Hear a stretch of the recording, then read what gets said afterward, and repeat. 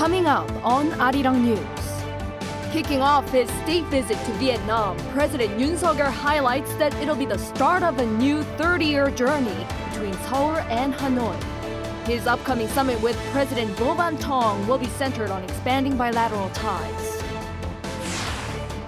And along with the president, more than 200 corporate leaders from Korea, including those from Samsung, SK, and Hyundai, are seeking out new business opportunities with Vietnam, the country's third-largest trading partner.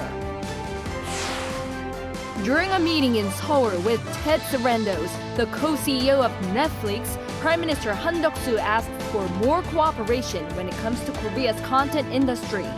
This as Sarandos stresses that Netflix is committed to expanding its presence in Korea.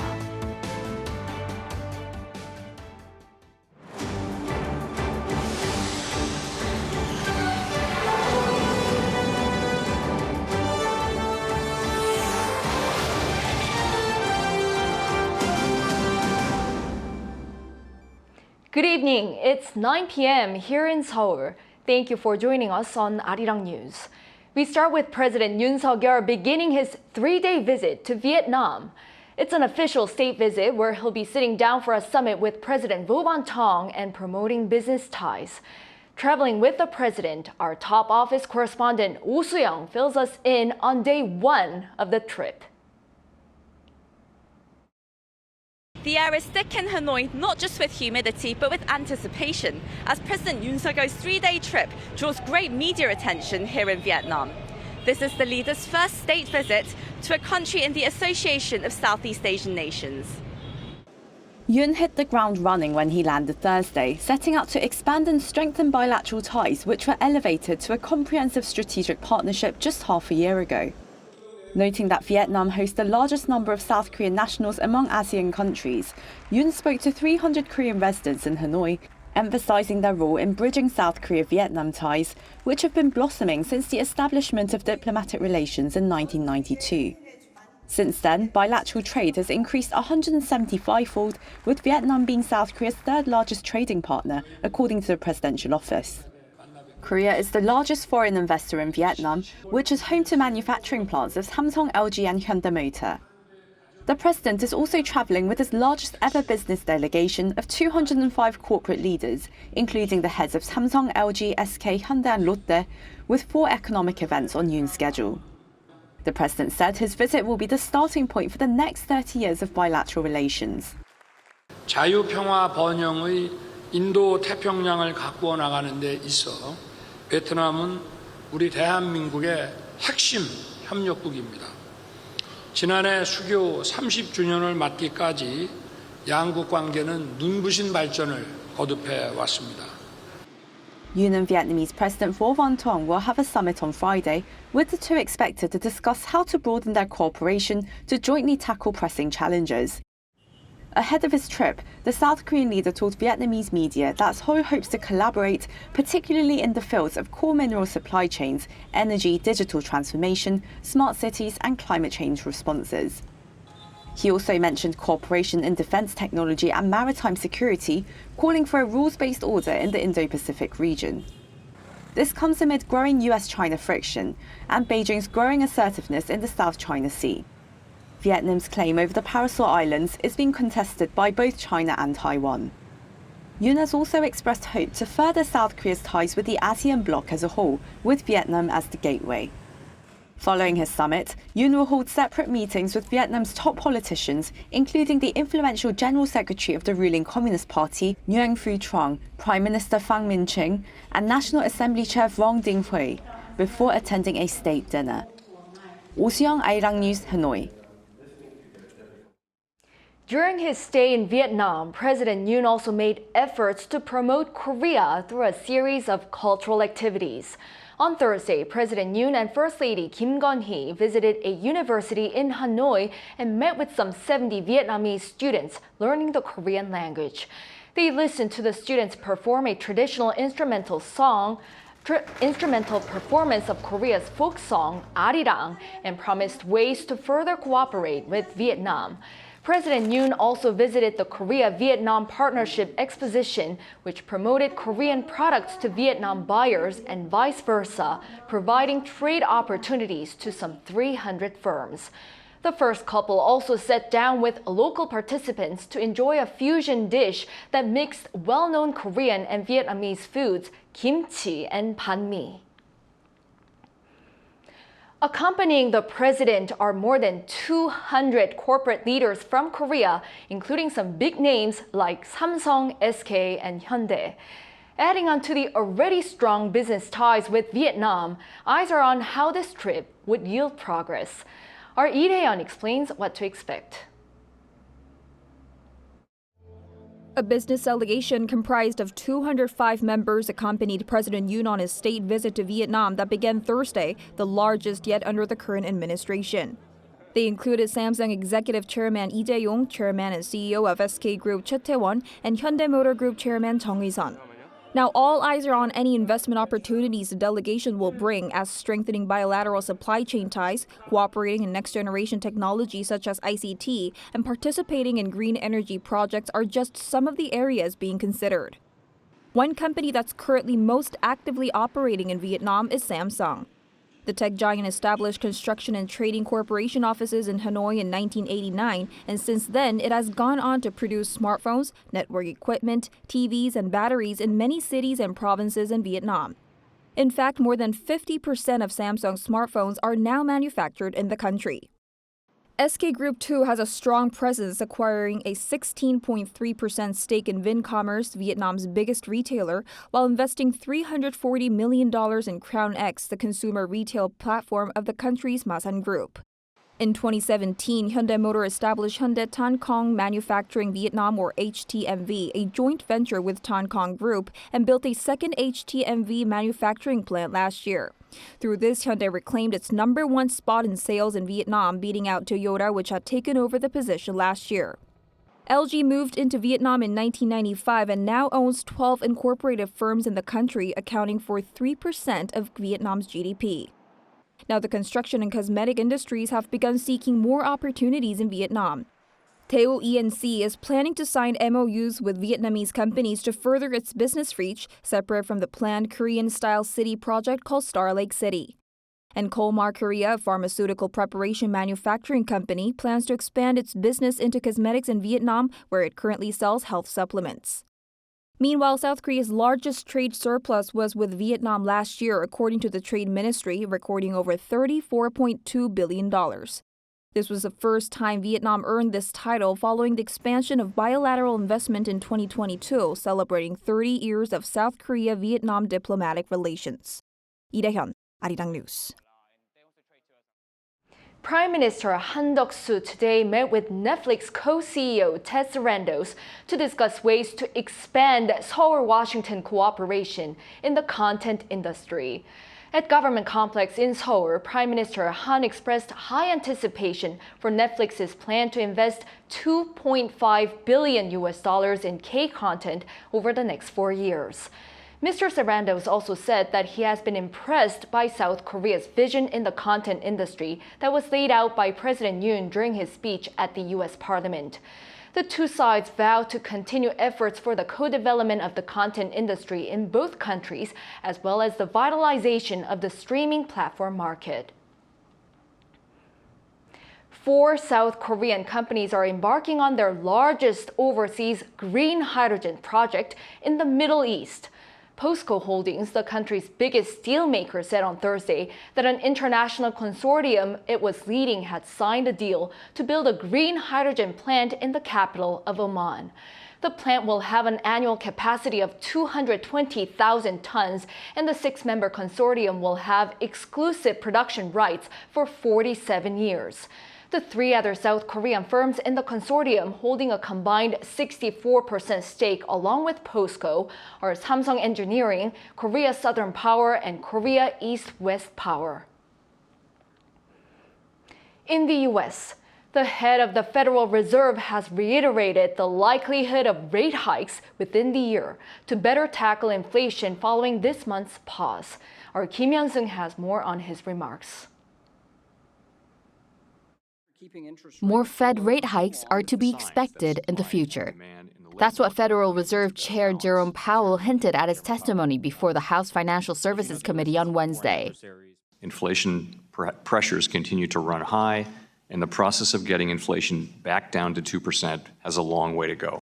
His words came just a week after the Fed's brief pause on one of the most hawkish rate hiking campaigns in history, 10 straight rate hikes nonstop from March 2022.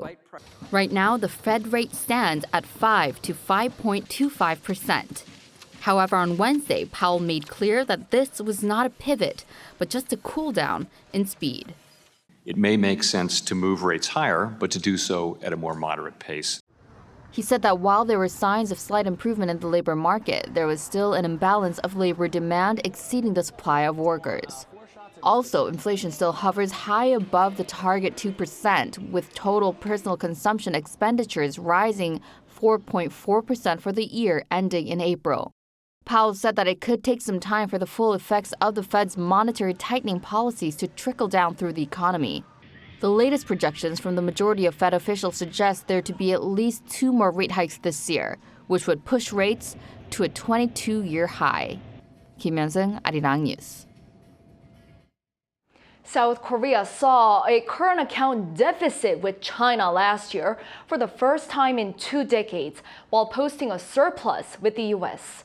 The Bank of Korea said on Thursday that the country's overall current account surplus in 2022 halved from the year before to about $29.8 billion. It reported a current account deficit of $7.8 billion with China due to a fall in exports of petroleum products and chips. On the other hand, the current account surplus with the U.S. hit a record high of almost $68 billion, with an on-year rise of nearly 50%. This was due to a record high goods account surplus that was driven by a rise in car exports. Kia America has charted a course onto the list of top 100 most influential companies as seen by Time magazine for its drive up in the chart in EV sales in the U.S. market.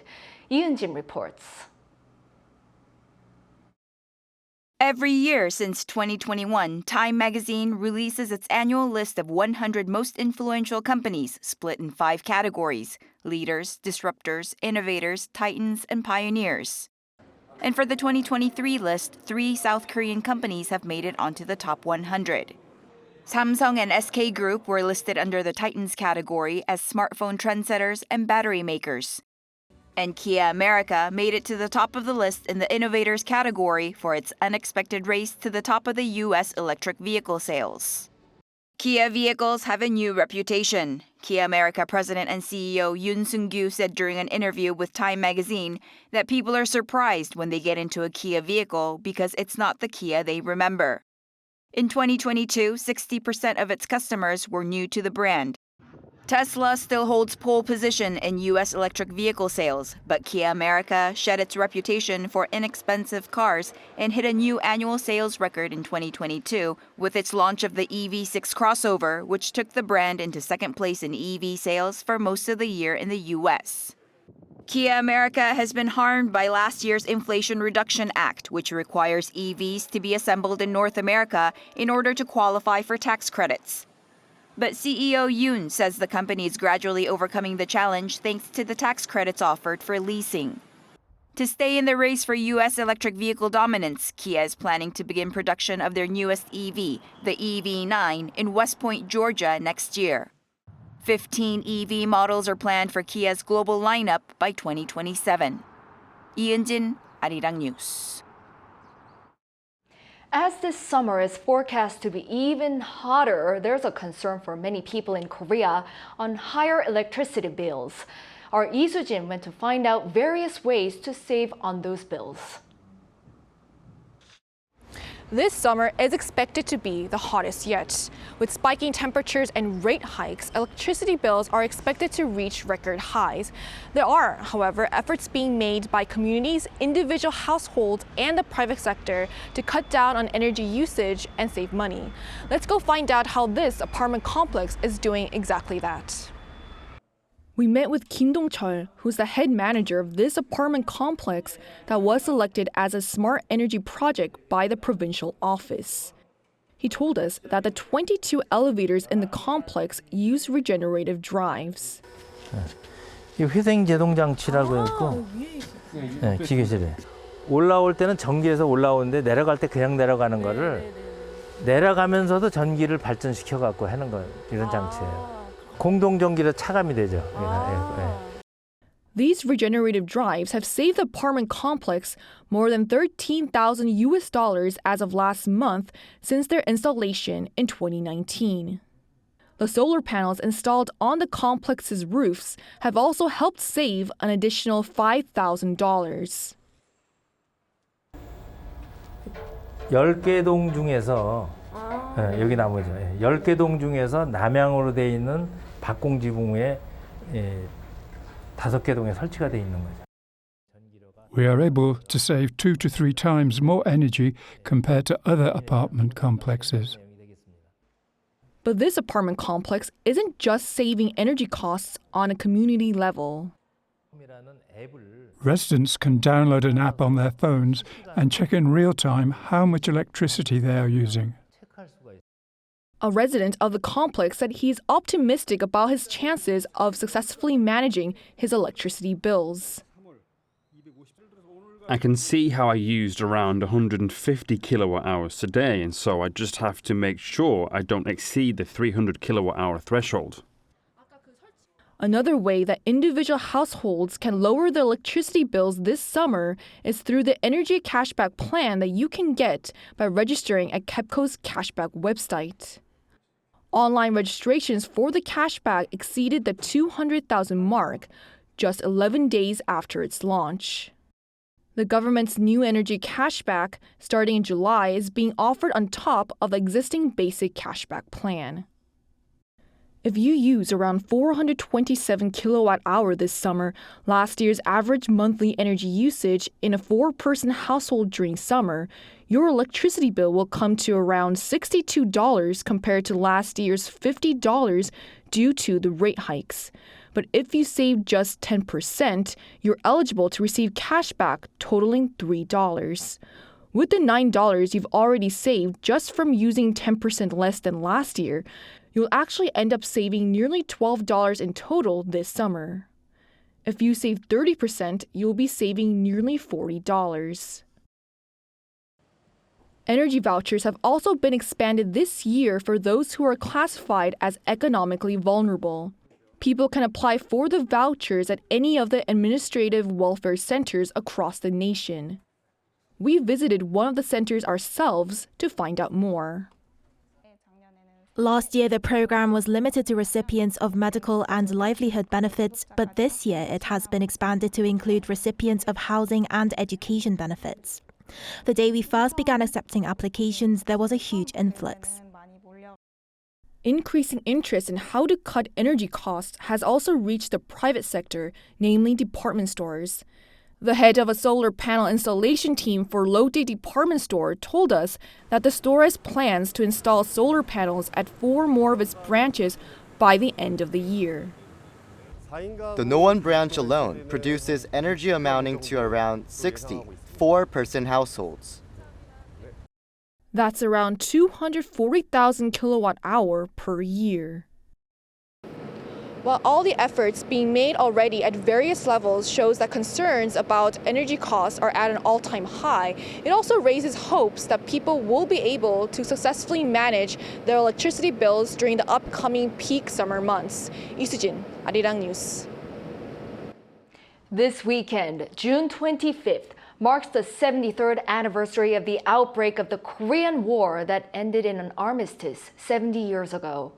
On this occasion, veterans from different countries who fought to defend South Korea's freedom and democracy gathered again in this country.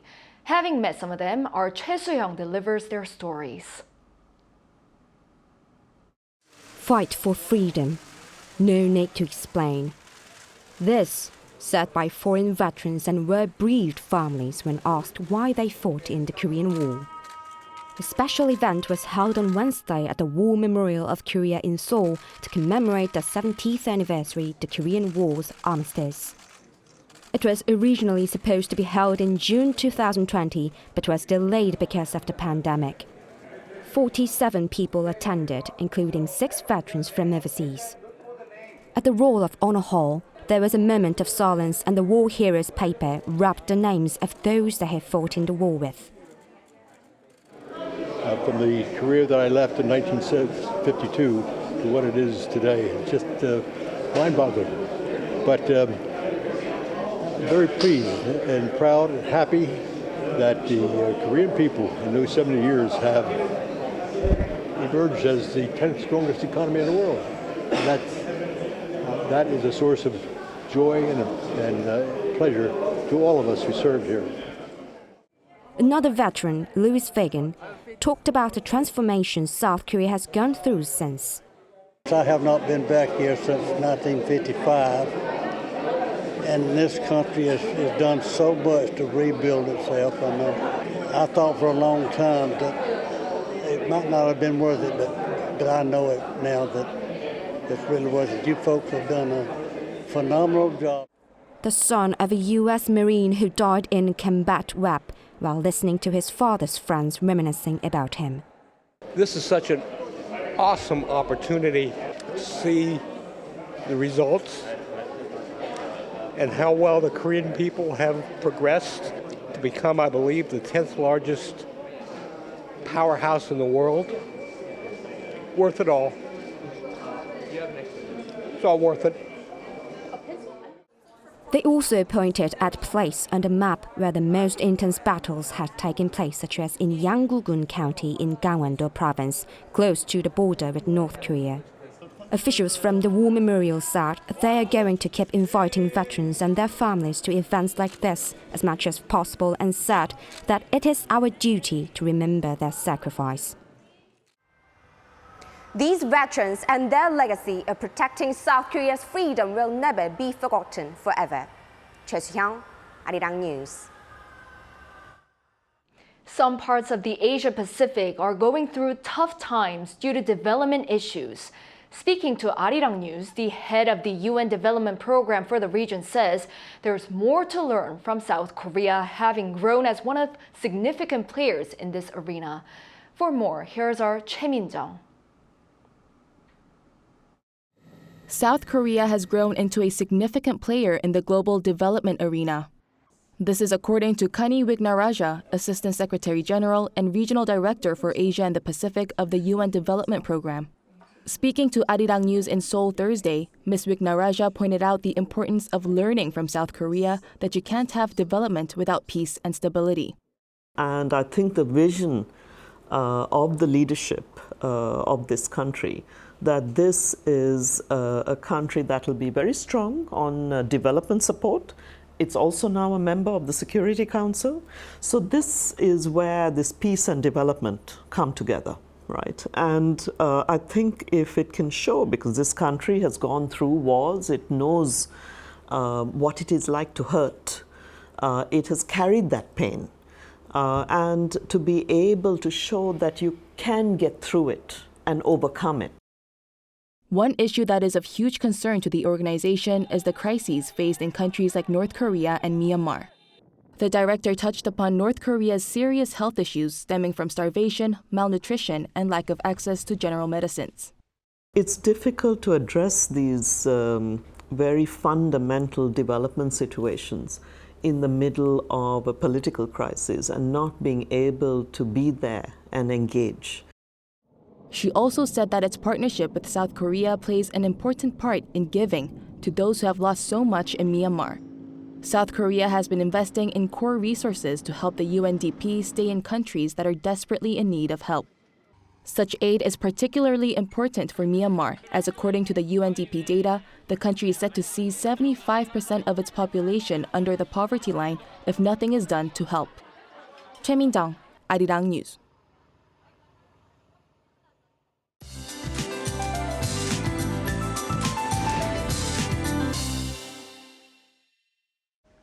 Sweltering conditions are in store tomorrow with higher temperatures.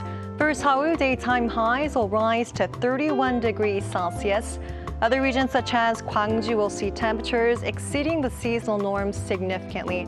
To avoid any heat-related illnesses, staying indoors and drinking plenty of water are highly recommended. In the meantime, this year's monsoon season is likely to start off on Jeju Island this coming Sunday. By early next week, the entire nation will see rain as well. The amount of rainfall will vary depending on the region, but heavy rain is expected for large parts of South Korea. Make sure to plan accordingly. And sunny spells will dominate nationwide. Tomorrow, Seoul and Daegu will be starting off at 20 degrees. Sweltering conditions are expected for the daytime. Daytime highs in Seoul will get up to 31, Chuncheon 30, Busan and Jeju will reach 27. The extreme heat will subside next week with monsoon rain nationwide. That's all for now, and here are the weather conditions around the world.